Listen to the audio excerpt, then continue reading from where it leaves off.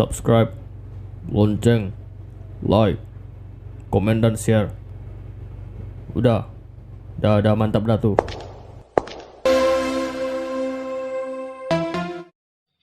Bismillahirrahmanirrahim. Assalamualaikum warahmatullahi wabarakatuh. Halo guys, perkenalkan nama Muhammad Fazza Hasmi. Di sini saya akan menjelaskan mengenai syirkah atau juga bisa disebut dengan kerjasama sebagai tugas mata perkuliahan daripada Al-Ustadz Muqaddi. Kita ketahui pula yang namanya kita hidup di masyarakat perlu yang namanya kerjasama, terutama dalam hal memperoleh keuntungan di dalam suatu pekerjaan. Yang mana nanti di sini juga saya akan menjelaskan mengenai definisi daripada syirkah itu apa, hukumnya bagaimana, rukun, syarat dan macamnya apa saja. Tentu saya juga akan mengutip kitab Al-Ghoyah wat Takrib karangan daripada Al-Qadhi Abi Suja Ahmad bin Al-Hasan Al-Asfihani sebagai referensi syarat daripada akad syirkah itu sendiri. Marilah kita awali dengan tawasul terlebih dahulu sebagai takdim takrim kita kepada para masyayikh, kepada pengarang kitab Al-Ghoyah wat Takrib. Ila hadrati Nabil Mustafa Muhammadin Rasulillahi sallallahu alaihi wasallam wa ila hadrati jami'i masyayikhina min Madinah termas wa ila hadrati hadal kitab Al-Fatihah. Pembahasan kita awali dengan definisi atau pengertian daripada akad syirkah. Definisi atau pengertian daripada akad syirkah itu apa toh? Akad syirkah merupakan kerjasama antara kedua belah pihak atau lebih yang bersepakat untuk melakukan suatu usaha dengan tujuan memperoleh keuntungan. Jadi dapat kita ambil kesimpulan, suatu usaha atau suatu pekerjaan itu bisa disebut akad syirkah atau masuk kategori akad syirkah ketika di situ ada dua belah pihak atau lebih yang melakukan kerjasama yang mana tujuannya tidak lain tidak bukan adalah untuk memperoleh keuntungan. Itu disebut dengan akad syirkah. Nah, hukum daripada syirkah itu apa? Hukum daripada syirkah adalah mubah atau boleh. Kenapa kok bisa hukumnya mubah?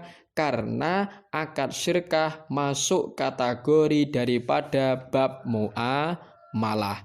Kita sudah tahu definisi, sudah tahu hukum daripada syirkah. Sekarang kita perlu mengetahui pula rukun-rukun daripada syirkah. Kita lanjutkan guys. Rukun-rukun daripada syirkah itu ada 5. Rukun yang pertama dan yang kedua adalah syarikain. Syarikain itu apa? Ada dua belah pihak atau lebih daripada itu yang melakukan kerjasama. Jadi harus ada syarikain. Rukun yang nomor 2 adalah sigot. Sigot itu apa? Sigot adalah ijab dan qabul. Ada yang mengajak untuk kerjasama dan ada yang sepakat dan menerima daripada ajakan kerjasama itu tadi. Nah, rukun yang keempat apa? Amwal, adanya harta, baik uang maupun benda. Rukun yang terakhir atau yang nomor 5 adalah amal, adanya pekerjaan yang dilakukan untuk mengembangkan kerjasama yang telah disepakati. Nah, itulah rukun-rukun daripada syirkah. Selanjutnya syarat-syarat daripada syirkah. Saya menggunakan referensi daripada kitab Al-Ghoyah wat Takrib. Bismillahirrahmanirrahim. Qolal musannifu rahimahullahu ta'ala wa nafa'ana bihi wa bi'ulumihi fid daraini amin amin ya rabbal alamin. Faslon ay hadza utawi iki iku ana fasal swiji. Walis syirkati lan iku tetep keduwe akad syirkah, akad kerjasama khamsu syara'ita utawi 5 pira-pira syarat. Jadi akad syirkah atau kerjasama syarat-syaratnya itu ada 5. Yang pertama, antaku nanyento ono apa syirkah ono iku ala naudin ing ngatasé perkara kang den cetak minat darahimi sangka pira-pira dirham wadana niri lan pira-pira dinar.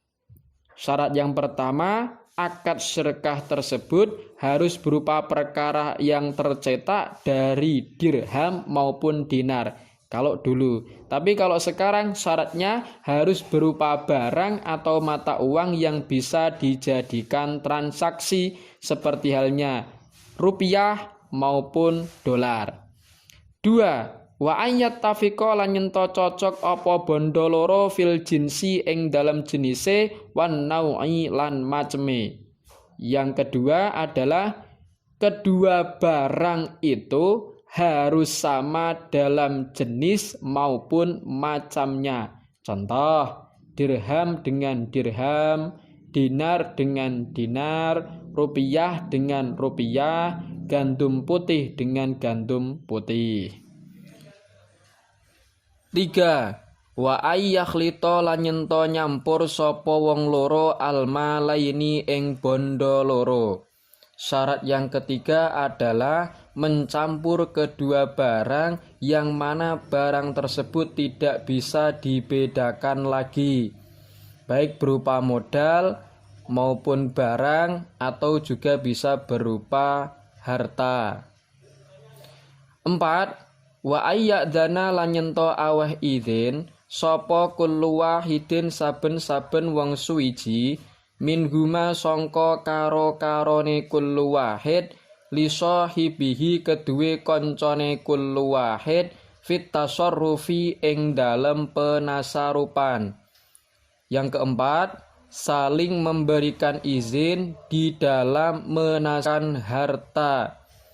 Antara salah satu dari kedua belah pihak memberikan izin dari modal yang diberikan tadi atau benda yang dikumpulkan tadi untuk dijadikan suatu usaha. 5. Wa ayyakuna lan nyento ana apa arribhu bati wal khusranu lan rugi iku ala qadril malaini ing ngatasé kira-kirane bondo loro. Syarat yang terakhir atau yang kelima, laba dan rugi disesuaikan modal masing-masing mitra atau pekerjaan yang dilakukan.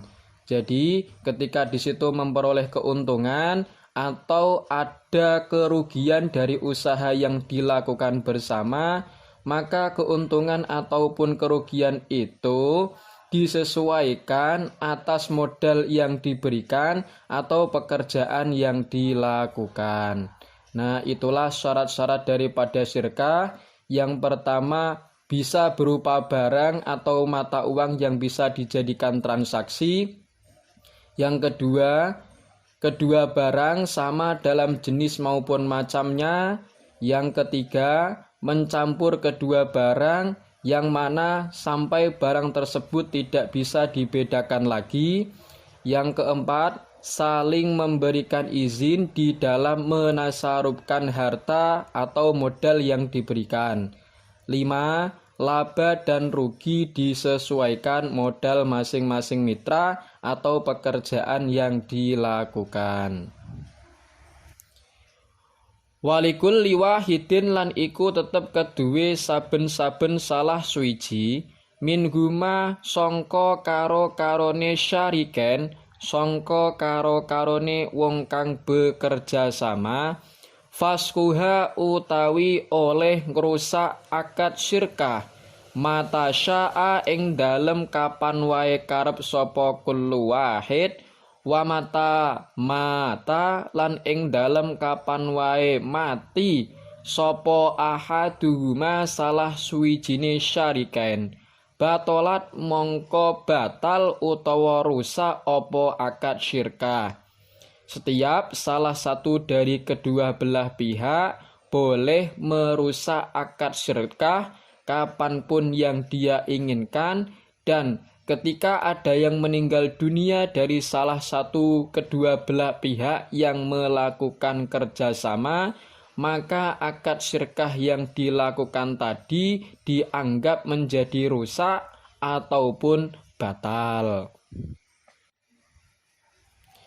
Selanjutnya, Al-Imam Ibnu Abu Qodamah Al-Maqdisi membagi syirkah menjadi 4 macam. Yang pertama, syirkah inan. 2, syirkah mudharabah. 3, syirkah wujuh. Dan yang keempat adalah syirkah abdan. Kita mulai dari yang pertama. Apa toh yang dimaksud dengan syirkah inan?